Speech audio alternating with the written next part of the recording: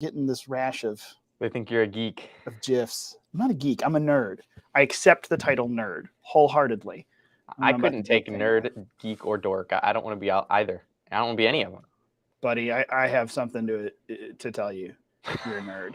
You're a history nerd, just like me. You can call it a history buff, but the nerd is strong. Yeah, that's our self-assigned title for nerd, though. I'm just so you're with me on this and understand. It's just a thing. It's okay though. Connoisseur. You are loved and accepted. Again, a fancy French version of the replacement for nerd. Right, exactly. Oh man. Well, welcome everybody to an Unauthorized Caucus. It is Thursday. It is noon. This is a caucus, and today it is definitely not authorized. My shirt is not authorized. Apparently, I haven't done a checked shirt in front of the camera before because it decided to get a little psychedelic. So I brought the camera closer. So you're stuck next to my face and not my shirt, for which you should be grateful. But Andrew and I were just discussing here. It is, of course, several things going on today. We've got a couple of topics we'd like to talk about, but of course, I know that many of everyone is in the mindset of May the 4th, considering this is some sort of self-appointed Star Wars day of geekery. But Andrew and I are remembering the more important factor. Today is the National Day of Prayer. That's and right. Even though we've obviously revealed that we are not at the poll, see you at the poll here at noon, we are in fact out here doing some, or in here, doing some good things. We have a few good things we'd like to talk about today, but we will. It will end up winding its way around, and we'll connect the dots for you between Disney, Star Wars, and that whole empire. But we'll get there in just a minute. Let me remind you first, before we do that, you need to make sure you like, share, and subscribe wherever you are. Hit that subscribe button, the big red one on YouTube, and the little notification bell, the big green button on Rumble, or if you're on Facebook or Twitter. Share, retweet, repost, send the link to a friend, tell them they should log on and watch for the conversation. And then, of course, the all-important thing, head over to phyllisschlafly.com, sign up for our email list. We will not lose touch with you. Big tech can't, well, they can, but social media big tech overlords will not be able to take that away. So go and sign up for the email list. I promise we won't spam you, except with good things, good spam that you will enjoy each and every day, including the notification that it's Thursday, it's noon, and it's time for another Unauthorized Caucus. So here we are. We've got a couple of things we wanted to talk about today. And of course, you know, we like flashy titles around here and puns. So Epstein's book and memeing Crooks, we have to make it rhyme. If it doesn't rhyme, I guess it's just like an unspoken rule. It doesn't work well for us. But nonetheless, pretty here geeky, we are. Ryan. Pretty geeky. No, this is nerdy. See, this is nerdy, not geeky. I can own one, and we'll continue to deflect as long as I possibly can into that. So anyway, connoisseur of puns. Let's do this. We've got two things to dive off into. Do we want to hit the let's hit the less pleasant one first, shall we? The thing we'd like to talk about. And I'll tee this up, and then Andrew, I want to toss it off to you. I've got a bunch of articles, and again, I'm going to start sending this stuff over. But some good news, bad news. So this is a whole big discussion to have, and this is something Andrew and I were sending stuff back and forth on this week. There is this looming, now not conspiracy, because it's known, it's known a fact, that we don't know what's in Jeffrey Epstein, the now very infamous deceased child molester and sex trafficker for children. His little black book has never been released. And you and I, Andrew, and everyone listening knows that if that book gets released, there are an incredible amount of powerful people in the world of business, in the world of government, that have some apparently pretty powerful perversions and persuasions that Jeffrey Epstein is linked to fulfilling. And if that book ever comes out, there is going to be a whole lot of fire to sink. So with that knowledge, I think, as we as conservatives have often talked about the slippery slope we're going down, first, you know, we're going to want to normalize gay marriage and homosexual relationships in public. And then the next thing is this, and the next thing is this. And then we've been fighting the transgender battle. And at the end of the line, people like Phyllis Schlafly always said, hey, they are eventually coming to normalize things like pedophilia. And oh, of course not. No one's ever going to do that. Look where we are. They even have the term for it, MAP, the minor attracted persons. And they're treating this as if it's a sexual inclination, a fetish, a desire, just like any other desire, just like a preference. And you and I, viewer, know that it's not. That is a perversion that has always been treated as a perversion, as a criminal activity, and will continue to be in polite society. So the question is, are we going to be a polite society, or are we just going to go the way of Sodom and Gomorrah and just completely abandon ourselves to sin? I mean, that's where we are. And I would argue, and Andrew, I want you to hop in here and give your thoughts. I would argue that we are seeing a massive acceleration of that cultural hurdle that the left is sending us toward to break down our taboo, even though it's not a taboo, it's a crime, to break down the culture's view of pedophilia as fast as they possibly can, because the day that that black book gets released from Epstein, a lot of powerful people are going down unless they can normalize it as fast as possible and get people shifted the way there. So that's, oh, well, this is just how they are. What do you think, Andrew? Do you think these two things are connected, this rapid cultural shift that we're seeing and the potential release of the Epstein book? Well, unfortunately, Ryan, I don't think the Epstein book probably will ever be released. I wish it would be. But you know, this rabbit hole goes so incredibly deep, and I don't even think we will ever know just how deep it goes with Hollywood, with the Washington elite, with this kind of uni-party type mentality that we have in Washington, D.C. This headline just, it didn't blow me away because I expected the rabbit hole was deep, but it was important. I think people really need to talk about this. Daily Caller, Epoch Times, Fox put this out. Biden's CIA director met with Jeffrey Epstein multiple times. And then this is really the key thing. After sex crime convictions, newly released documents revealed Biden appointed CIA director William Burns met with deceased financier and sex trafficker Jeffrey Epstein on multiple occasions after he was convicted of sex crimes. Now, this is the interesting thing. There was a meeting in Washington, D.C. scheduled with William Burns, who was at the time, he was the Deputy Secretary of State for President Obama at this time when he had these scheduled meetings with Epstein. So he was in the upper echelons of Washington, D.C. establishment under the Obama administration. Yeah. Now, he had a meeting in August planned with Jeffrey Epstein in Washington, D.C. at an office law firm. And then he had 2 meetings planned with Jeffrey Epstein in his Manhattan apartment. Jeffrey Epstein's very notorious, nefarious Manhattan apartment. And what just blew me away about this, Ryan, was that Epstein was convicted by Florida prosecutors in June of 2008 for procuring a minor for prostitution and felony solicitation of prostitution. And he was sentenced to 18 months in jail. He was registered as a sex offender. And this meeting took place in October of 2014. Right. October 2014. Many years after Jeffrey Epstein is a registered sex offender. So, of course, this comes out. Everyone's like, wow, this is really interesting. And a CIA spokesperson says to the Washington Journal, in response to this Jeffrey Epstein, hey, the Biden-appointed CIA director and Deputy Secretary of State under the Obama administration met with a convicted pedophile.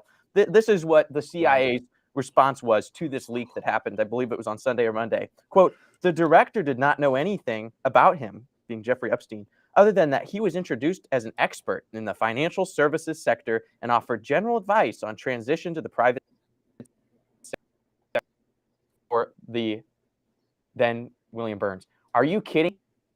The soon-to-be in the future in 2021 Biden-appointed CIA director, upper echelons, Washington, D.C. government, Jeffrey Epstein's been a convicted and registered pedophile and sex trafficker and pimp for at least 5 years. And, I just thought he was a finance guy. I was meeting up with him. We had 3 meetings scheduled, 2 of which were his private home. One of those things included a calendar scheduled flight that was booked that I may or may not have taken. Who knows? I don't know if that happened. But it was all about finances because Jeffrey Epstein, he's not known for taking people to the Virgin Islands to meet in some temple building to talk about who knows what. No, that's not what he's known for. He is known for being a financier, and he's known for being a financial services advisor. Yeah, that's really, really convincing. Well, this calendar also showed that Jeffrey Epstein had multiple other meetings scheduled, particularly with Bill Gates. That was another big one. Bill Gates has admitted to meeting with Jeffrey Epstein. Right. And all these things happen after he was a convicted pedophile. And everyone always says when asked, well, it was a bad idea, but it was about finance. Cut me a break. You didn't know this guy was a convicted registered sex offender? This just shows how depraved these people are. Exactly. And see, that's the thing. It's not like it's something that would, this wouldn't escape a basic background check for criminal record. You're telling me that we didn't know, and that's the dumbest thing is when we say we didn't know. Now, if you say, "Oh, that didn't matter," what I was meeting him for was this: at least you're being slightly honest, even still stupid, but slightly honest. But it's just amazing to me that I guess they think that we're that stupid when they say, "Oh, well, he didn't know anything about him." Are you kidding? In 2014, I knew who Jeffrey Epstein was. Right. That was already a legend of conspiracy movement things at the bare minimum in the conspiracy world, Epstein Island and all of that. And it's just come to fruition later on. It turns out it's all true. He was arrested and then subsequently didn't kill himself in his jail cell. But that is absolutely a load of crock. It's amazing that they're still saying stuff like this. And that's what's incredible is that this quote from the CIA spokesperson, this is to the Wall Street Journal now. Not then, not in 2014. This is now in the era of the meme era of, Jeffrey Epstein didn't kill himself being on the tips of everyone culturally relevant's lips. She's going to say that he didn't know. It's just bonkers, absolutely bonkers. But again, this actually, here's another interesting tie-in. Let me just offer this. I don't know if you remember, but was it back at the end of January? Tucker offered an entire monologue decrying the fact that the Epstein case files had all been shuffled under the rug, even throughout Ghislaine Maxwell's trials. They had been shoved under the rug and no one had talked about them. We're not going to release any client information. Why not? Well, it's a big obvious why not. I mean, it seems like the most obvious why not that you and I or anyone else could ever think of is we don't want, someone has something to protect and it's buried inside these files. But this is just, this story kind of kicks us off into the whole conversation. I agree with you. We're probably never going to see the black book. It will be buried. Even if it ever looks like it's being released over and over and over again, there are far too many powerful people that have far too much to lose by that information coming out. It will never see the light of day. I'm quite confident we'll never see it. And as we move through this, just taking on the cultural issue itself really comes front and center. And that's where you and I started talking. Yeah, the Clintons, there's, everyone. I mean, yes, Jeffrey Epstein got around. There's pictures of him with everyone. He lived the socialite life. But once we got past the 2010 mark, 2008, 2009, 2010, no one can claim ignorance over the fact that he was at least involved in stuff that no one should ever be involved in at a bare minimum. So that came up. But here we go. So coming back to this whole thing, as we continue to see, and maybe right now it's subtle, it's on TikTok, so the majority of Americans aren't seeing it. The everyday Americans out there aren't seeing it, but the trend, trying to normalize pedophilia as simply a sexual attraction like all other sexual attractions. That is current and ongoing, but it is not without an answer or some sort of response, cracking down even harder on. And this is, Andrew, you sent this to me. I know your favorite politician right now, Ron DeSantis, may he live forever and reign in Florida, over the mosquitoes and Floridians. Actually, no one in Florida is from Florida. I'm coming to find out all of the Floridians moved out of state and sold their houses at great markup to everyone moving into Florida. So if you ever meet anyone from Florida, they don't live in Florida. And if you go to Florida, no one there actually is from Florida. That's what I'm finding out. Just a slight, I'm good for trivia. This is more an anecdote than trivia, but there you go. But Florida Governor Ron DeSantis, I think Ron is. has advanced, signed. Say that again. DeSantis is from Florida. I think Ron That's DeSantis true. is born and raised. Yeah. Ron DeSantis is from Florida. See, again, case in point, Donald Trump is not, and yet he is a Florida resident. There we go. Right. But Ron DeSantis, I don't know, I'm about to take a sip of coffee when I'm reading something. Florida Governor Ron DeSantis has advanced a crime bill, or a tough on crime message. He signed a package of crime bills, including one that allows prosecutors in the state of Florida to seek the death penalty for some found guilty of pedophile-related crimes. This seems sexual battery against children under the age of 12. You're allowed to seek the death penalty now. Not that it's automatic, but a prosecutor's allowed to seek it. That sends a pretty strong cultural message, at least in my mind, for that to move forward. As often as it happens, who knows what we'll see? Prosecutors take advantage of that. But that sends an interesting message. Do you think this could be the start of different, especially at the state level and down, different sections of our communities and more, the local side of government and politics starting to take a stand and saying, no, we as a state, we as a culture, we as a community are against this as a particularly vile and despicable crime that will be worthy of particularly harsh punishments. Do you think that that wave might be coming along for us? Do you think that it matters at this point? Is the left just going to run away with the big cities and urban areas, and they're going to convince everyone of their mumbo jumbo? What do you think, Andrew? Is this actually the beginning of something, or do we not even know because we're too early in the process of pushback? I think it is the beginning of something. I think it needs to be the beginning of something. I've always long been personally a huge advocate for capital punishment. I think it's completely justified and necessary, particularly for, rape and murder. I believe in restitution. I believe in rehabilitation, but there are some things you just can't rehabilitate, and there's some things you just can't restore. Mainly being, taking somebody's innocence and, abusing them in that way, and then also taking somebody's life. So I think that this option of opening that up to opening the death penalty to convicted pedophiles is exactly what needs to happen.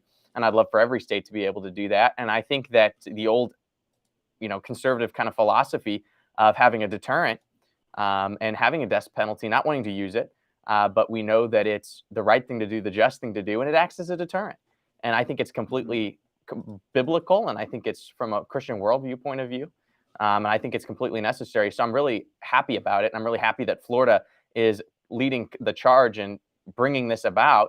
I know a lot of people, go to the Constitution, they say cruel and unusual punishment, so the death penalty shouldn't be necessary. Well, the death penalty is not unusual. It's something that's been going on since, all the way back to biblical era and before.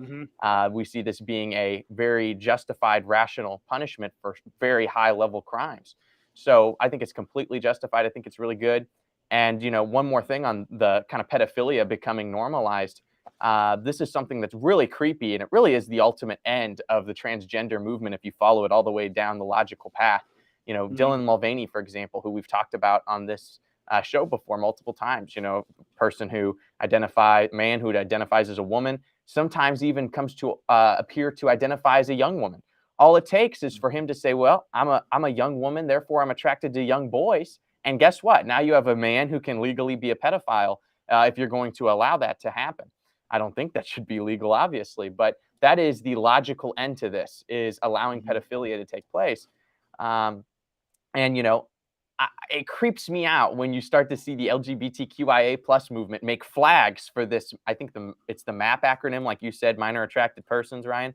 And we saw Elon Musk even address this recently on Twitter, where somebody made a MAP flag. They have all these different flags for all these different sects of the LGBTQ movement. And somebody made a pedophile flag, and Elon Musk banned it from Twitter, which, is the exact right thing to do. This is awful, depraved, horrible activity. Yeah. And this is not something we should be normalizing or celebrating. But that's exactly what the left and the radical LGBTQIA transgender movement, they want to do this. And it really is the ultimate goal. Now, there are people who are, just the LGB section of LGBTQ, and they would not be for that. I'm not saying it's a carte blanche, everybody's for it. But the fringe of the fringe is seeing this and working very hard to make sure that is the end goal. And we need to fight back against that like crazy. And I think this Florida bill and the bringing about of, hey, this is going to be something we are going to prosecute to the utmost extent of the law.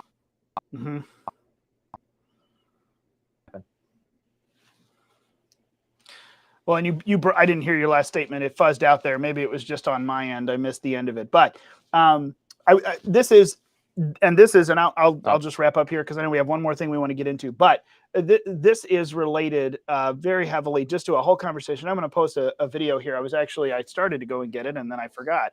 But whether it is, this whole conversation is wrapped up together. Whether we're talking about this is why the ridiculous so-called all ages drag shows are to be just vilified and thrown on the trash, heap. This is why, fill in the blank, thing after thing, everything is sexualizing our children. This is what we're doing. This is where the whole grooming thing comes from. If you are just in general as a society allowing the sexual grooming of your children to become sexualized, following this ridiculous fantasy, this perversion of people like, Kinsey and others, this is where we're headed. That kind of move has to be fought at every single turn, whether it's sexualizing them, in just well, I could put a lot of things together here, but this is why this is such a big deal. This is why it's so important for us to fight against each of these each of these efforts, each of these different lanes that comes up, because all of this really leads back toward the same thing. And just for the sake of that, I wanted to post one more link. I'm going to put up here. Alex Newman, who I know most of you are familiar with, probably if you watch our show and if you follow any of the Eagle work. But Alex Newman has a great presentation on this and a lot of others. And he actually goes straight back all the way, just like Matt Walsh and the Daily Wire crew did, to talking about where some of the early parts of this came from and the studies that it's based off and the fact that these studies are just a load of hot garbage. So there's a lot of really good stuff. I'm going to encourage you to go and look up, and I'm going to post one link here, and then I'm going to tell everyone, go and get Daily Wire Plus and watch What is a Woman if you haven't, because they explore this beginning that leads up to where we are now, this ridiculous notion that children are sexual creatures, which this is, of course, an Alfred Kinsey thing. And then Alex Newman also talks about a lot of the ways that comes into modern society. We need to understand where this has come from so that we can see all of the offshoots, whether it's drag shows or normalizing this or that or the other. And I mean, this goes back to sex ed in schools and passing out condoms and all the things that we as conservatives have talked about over the last year. This is all connected. We need to understand how connected it is and understand how to fight it. And then that's kind of where, let's lead into our second part, which this is, and I'm seeing lots of, what is this? Someone is posting tons of exclamation points, red exclamation points in the chat. Not our children. That's right. Yeah, it takes its roots from rich Greek men. That's true. And this is, this isn't, to be abundantly clear, this is not new. This is not uniquely American. This is called sin. This is called a perversion and a twisting of the natural order that God laid down at creation. It has always been there by people who can afford to try to feed their disgusting pleasures and afford to try to hide it. And the modern pinnacle of that at this moment is Jeffrey Epstein's little black book that is hidden away because of the Clintons and everyone else who would very likely be implicated by it. So let's take a quick transition here, though, because we've gone for a few minutes. We will post in Rumble's chat. No, someone's asking, by the way, this is called sentence, right? Someone's asking about Rumble. For some reason, what we're posting doesn't appear over in Rumble. So I'm going to go and start dropping these down in the comments while Andrew takes off on one of our next things here. But we're working on that. Rumble doesn't like to play nice with the software that we use. We'll figure it out. But let me do this. I want to make a quick transition. We talked a lot last week about media, and in our final 10 or so minutes here, let's, what we move forward, how we are to fight this media battle, to fight big tech, to fight big media, to fight back. Part of it, we talked about opening up alternative channels to have this, the parallel economy, the parallel society of social networking on the other side, and actually just stop using them. Stop using Facebook and Twitter and Google and all the, well, not Twitter now. Twitter actually is good, but stop using these places that hate us. Move over somewhere else. How we fight them is a very interesting thing. And you and I were talking, and I just noticed I wanted to have a whole episode dedicated to my enjoyment of one of our senators, Senator John Kennedy from down, not that Senator Kennedy, a different Senator Kennedy. Changing the legacy of the words Senator Kennedy together is John Kennedy from the Deep South. And that man is wonderful at not only bringing the folksy charm out and disarming you, but then coming out, especially during Senate hearings, and just smacking down on ridiculous Biden nominees who are running from things that they've said and posted, if it's online or not. The paper trail, I've never said that. It's right here. I have it. And he just proceeds in his folksy charm. It's wonderful. And it kind of brings us to this conversation. This is why places like the Daily Wire, as they're coming about, but really this is why places like the Babylon Bee and others have been so successful. This is why we have seen the rise of conservatives involved in memes and internet culture, because humor is an incredibly powerful tool. And I really am convinced, and I'm going to pause here and let you chime in on this. I really am convinced that if we're going to reach a modern world, a modern America, the vast majority of which I think doesn't fall into this, very conservative like us or very left like these crazy radicals. They're out here in the middle. I think for the most part, even if their values are off base because they are not in the right spot where they ought to be, understanding and being plugged in and paying attention, most of them still have a persuasion to say, no, this pedophilia thing is wrong. You can't tell me that's ever okay, or it's a sexual trait. No, this doesn't seem to pass the test. To reach these people who are just wrapped up and distracted by their modern lives of working, watching Netflix, and being just distracted by the screens and the media in front of us, I think that humor is the primary tool that we are going to use, one of the primary tools to reach these folks and get their attention, not to necessarily convince them that we're right, but to get their attention.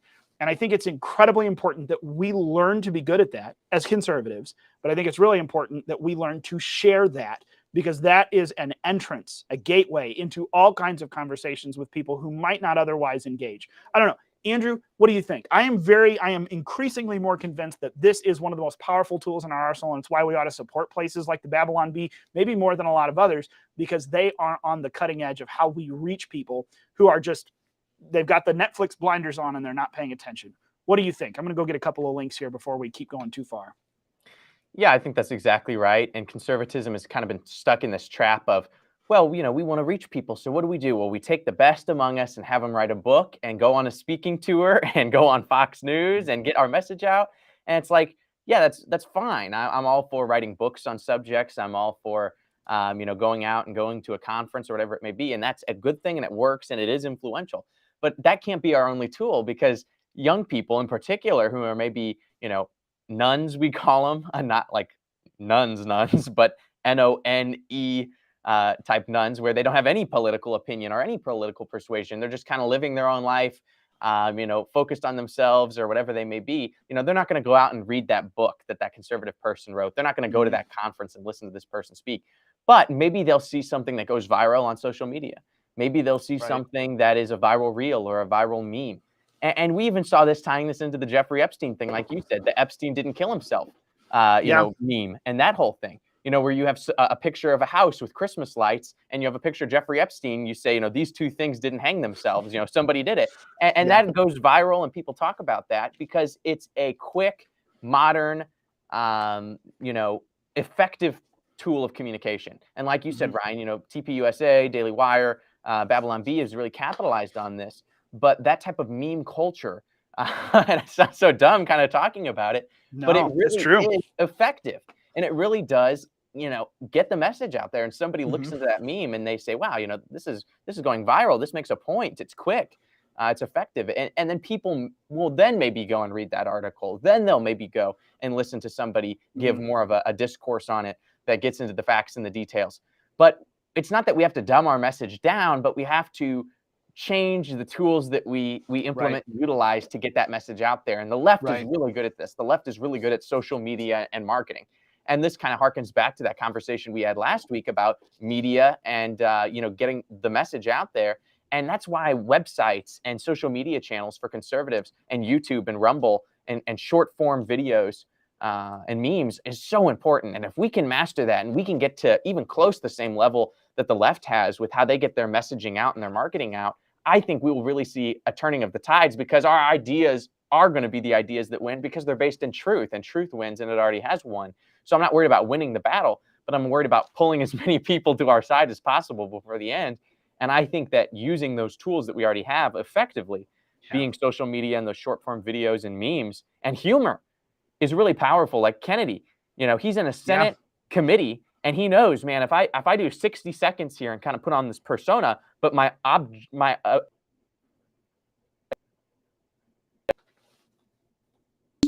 kind of ridicule truth, and it's going to go viral, huge win. Because if he just would have sat there and pretty much read the law to the guy and, grilled him on his record, and it was just all very stately and very formal and very professional, nobody would have seen it but a couple people watching C-SPAN and a couple staffers. But he goes in there and he has that Southern draw, and he comes up with a couple little quick lines and quips, and he does it quickly and with a little humor, but he still is, laser focused on that objective of exposing the left for what they are. It goes viral, and people see that, and that message gets out there. So it is really, really important that we get on this, and I think we can. And there's a lot of good people. Benny Johnson's another individual you should go follow on Twitter. I really like him. He's really good at doing memes and that kind of thing for the conservative cause, and it works. It does. And it's powerful tools for us to share.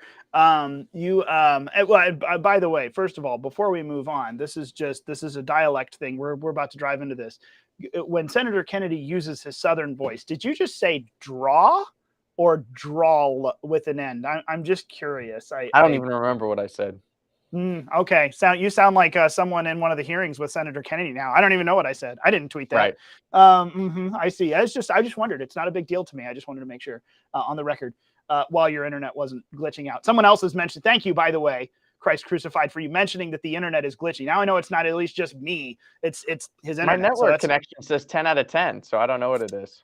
Well, your network connection must be missing an L at the end of a keyword, but that's okay. We'll move on. No, what I was going to make the point though, and this is something we when I have the opportunity to come and talk about truth and news and media, one of the most powerful tools to expose the liars is humor, because not only is it a really powerful connection to be able to share and send something viral, but man, when you can poke, and I know, this is kind of, this almost seems antithetical to our, at least our position as Christians, to not be mockers and the mockers of the fools. But when you can mock someone, when you can push the buttons with humor, that really, and in the case of news media, it has sent them over the edge. Trump did that. Trump poked the bear. Man, he poked the bear. And then his army of memers around him from the great meme war of 2016, the Jack Posobics, the Carpe Donkums, the more that the right memed, the more we found out the left, first of all, the left can't meme, but the left can't handle it. Man, they cannot handle being made fun of. And they pull back the veil, and the anger and just pure vile hatred comes out. It really is a very powerful tool. And I mean, all the way down to just this, as simple as this, when Senator Kennedy in a judicial hearing starts poking on someone with some humor, not only is it disarming, but man, the more he starts to just poke at him with that Southern folksy charm, the more frustrated and flustered they get. And guess what? The more frustrated and flustered they get, the dumber things they say on the record in a congressional hearing. So it is absolutely a powerful tool to both reveal truth, to get other people to pull back the veil, and a very powerful vehicle to deliver it to people who aren't paying attention. So the more we mock, the more they will protest, and the more they protest, I think the dumber they look. Really, it's a very powerful thing. I think that, this is an understanding and adaptation of what we saw in 2016. I think that really needs to come back, because it's a very powerful tool to us to get a hold of people. And it's something we should accept. To your point, you don't have to water down the message. We're just choosing the right vehicle for marketing. We're choosing the right branding for this to get our message to people and to make the other side reveal themselves for who they really are. So there is a lesson to be learned as those of us who are conservatives, who are involved and active, are going forward in 2023 and 2024 with a brand new election cycle coming up. There's work to be done. And I think this is a powerful tool in our battle belt that we all need to keep a hold of. So with Senator Kennedy as our inspiration and the Babylon Bee as our daily reads, may we march forward in 2024. Really, I think that is I think that's a key part here that we should adopt and understand. And also we can look back with great fondness in 2016 to some of the amazing work of people like Carpe Donktum, who we love dearly and are still active. Go find him. He's out there still making funny videos, but it's an incredibly powerful vehicle. So there you go. There's some bad stuff in the world, some things we need to be aware of. And then there's also some tools, what we can do about it. So you got anything else you want to chime in on, or are we all done with this? I think we're good. Think we're good. All right, great. Well, I tell you what, folks, we appreciate you being here. Sometimes we've got a big topic to go really deep on. A couple times there are things we want to skim across, but we're grateful for you being here. This is one of the most important things, having these conversations amongst ourselves first. Say it all the time. I feel like a broken record, but it's important. It's why we started this show. It's why Andrew and I, and then Joanna and Jordan and Mason, other people who've joined us, interns, staff, friends of the Eagles. That's why we get together and have these conversations, and we started having them on camera, because there's a lot of important things to consider. And if we're going to march forward and speak the truth, we have to know it, which means to study on it, to meditate on it, to have these conversations and sharpen each other. So I pray that these are helpful conversations to you. Yet again, shoot me an email, ryan@phyllisschlafly.com. If there's a topic you want to talk about, let us know. We'll let know. We will take a look into it and talk about it in a future week. But as always, Andrew, thank you for joining me. And everyone, thank you for joining us at this Unauthorized Caucus. We'll look forward to doing it again next Thursday. We pray you have a wonderful weekend and a week. And I hope, too, that I will remember to not wear a checkered shirt next Thursday for another Unauthorized Caucus here at Thursday at noon Central. Thank you, everyone. We'll see you next week.